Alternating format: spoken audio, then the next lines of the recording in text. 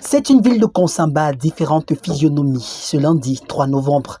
Si d'un côté du chef-lieu du département du Mungo, l'ambiance est celle des jours ordinaires, ce jour, tel n'est pas le cas de l'autre côté, où le climat de méfiance, de prudence et même de peur gagne une partie de la ville de Konsamba. J'ai constaté qu'en Konsamba, l'activité tourne. Regardez derrière moi un peu.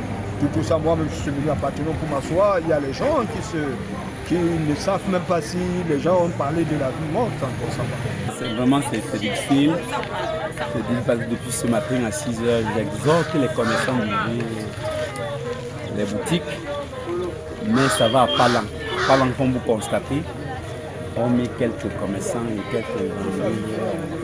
C'est vrai que le marché est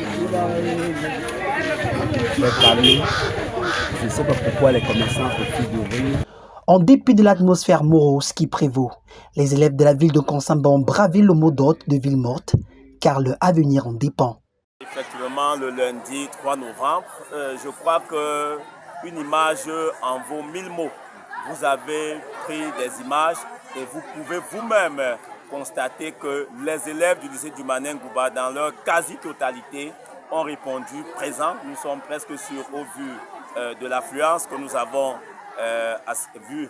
dont nous avons été témoins au rassemblement, que ces enfants ont effectivement répondu présent. Nous voulons comme ça les encourager et encourager les parents, parce que nous avons l'habitude de dire l'école est sacrée et quel que soit le problème, les enfants ne doivent pas être sacrifiés, l'école doit être préservée.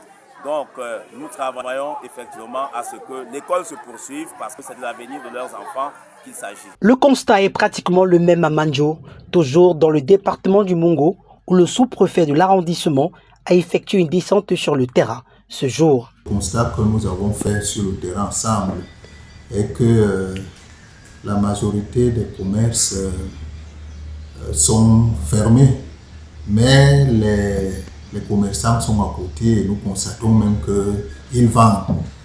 À ce niveau-là, ce n'est pas leur volonté de fermer, c'est parce que la psychose qui est arrivée suite à certaines rumeurs, qui est ici depuis la semaine dernière, n'a pas encore été totalement dissipée. Et nous constatons que nos différentes descentes sur le terrain et concertation avec les partis, avec les commerçants, n'ont pas toujours donné les fruits. Certains ont peur des représailles.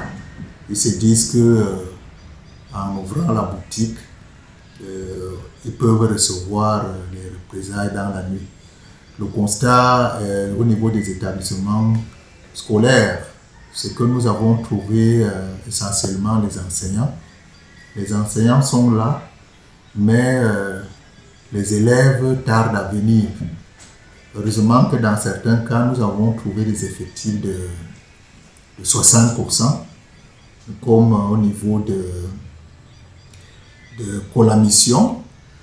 Et nous continuons à demander, je profite de cette opportunité pour continuer à dire aux parents d'envoyer leurs enfants à l'école.